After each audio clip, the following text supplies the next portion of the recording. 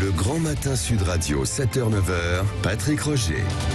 Et il est 7h45. Sud Radio vous explique. Ce matin, il y a cet appel qui a été lancé par quelques patrons, notamment Thierry Marx, le patron des restaurateurs, de se dire, est-ce qu'il ne faudrait pas régulariser des employés étrangers parce qu'il y a notamment la pénurie de main-d'œuvre qui accentue la pression. Nous sommes avec Patricia Iverna, qui est présidente de l'association Patron-Patronne Solidaire. Bonjour.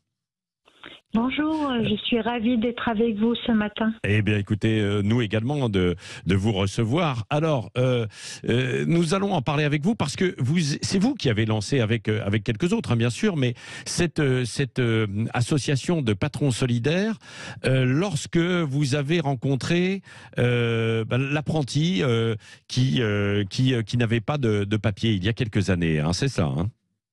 Oui, c'est ça. Mon mari et moi sommes boulangers, paysans boulangers à la campagne. Oui. Et puis, on avait une vie très simple, à la ferme avec les animaux, le pain, etc. Et puis, bien occupés. Et puis, notre vie a été transformée le jour où on a rencontré Yaya, un jeune exilé guinéen, qui est venu vers nous pour faire des stages en fabrication de pain, puisque c'est vraiment le métier qu'il voulait faire. Et puis on a accepté, et à partir de là, notre vie a été transformée puisqu'on l'a soutenu pour ses papiers. Oui. Et ça a été complètement laborieux parce qu'avec les promesses d'embauche dans son dossier, tous les justificatifs, un jeune homme avec aucun problème de justice, avec un parcours sans faute, un jeune homme très très vertueux qui, au bout de 5 ans, n'avait toujours pas son récépissé de droit au travail. Et le jour de ses 18 ans, l'institution dans laquelle il était, où il était protégé parce que c'était un enfant, ce jeune homme a été mis à la porte comme s'il n'avait rien fait depuis son arrivée. Voilà, une situation totalement injuste. Oui, c'est ça. Et aujourd'hui ? Alors aujourd'hui, c'est sa vie. Il a transformé la nôtre, mais nous, on a transformé la sienne.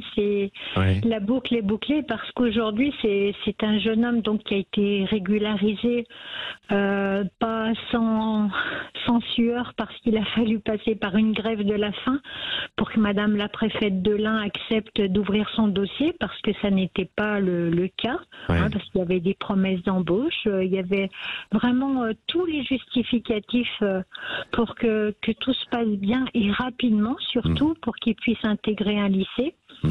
Et le jour où elle a ouvert son dossier, elle a vu qu'il était totalement légitime et elle n'a pas pu faire autre chose que de le régulariser. Donc il a pu rentrer au lycée, il a eu son CAP en 1 an seulement parce que c'est un haut potentiel. Et c'est ça la question, c'est que si on les laisse si on les laisse vivre, si on les laisse travailler, étudier en France, si on les avait laissés faire depuis le début, ce seraient des jeunes qui seraient tout en haut de l'échelle, qui auraient des diplômes. Pour certains, Patricia Iverna, il n'y a pas les métiers en tension, je vous rassure.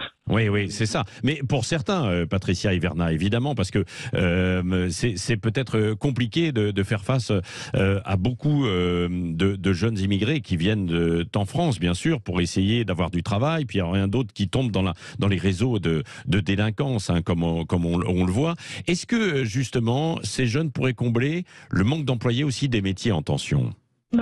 Complètement, j'ai des appels tous les jours. Un transporteur qui a été pénalisé, qui a payé des amendes parce que ses employés font des heures supplémentaires.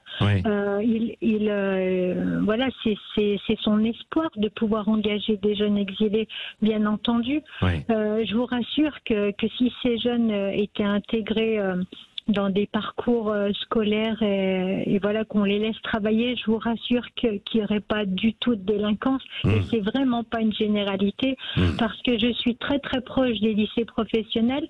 Il y en a un qui est vraiment très très bien, très positif à Amberieu-en-Bugey. Ils font un CAP en 3 ans pour les jeunes étrangers. La première année, c'est pour se focaliser sur la culture française, la langue et l'histoire. Ce sont des jeunes en 2 mois mois, 3 mois, ils parlent parfaitement le français, ils s'intègrent très vite parce que l'échéance, c'est les 18 ans. Ouais. Puisqu'à 18 ans, l'OQTF, l'obligation de quitter le territoire tombe. Donc, ils ont très peu de temps pour prouver leur intégration et tout ça se fait. Oui, ça peut marcher. Ça peut marcher. Ils ont la rage de s'en sortir, justement. Mais donnons-leur la possibilité de le faire pour justement ne pas les laisser sur les voies de garage et puis et tomber dans la délinquance, hein, parce que quand on le voit dans des grandes villes, vous avez vu, hein, effectivement, il y en a beaucoup qui sont laissés pour compte et qui, résultat, tombent dans les délinquances avec une explosion et des vols. Hein. Il y a des chiffres records, comme on vient de le voir encore à Paris là, ce matin, avec des chiffres qui sont publiés. Merci Patricia Hiverna pour ce bon exemple que vous avez montré, l'association Patronne Solidaire.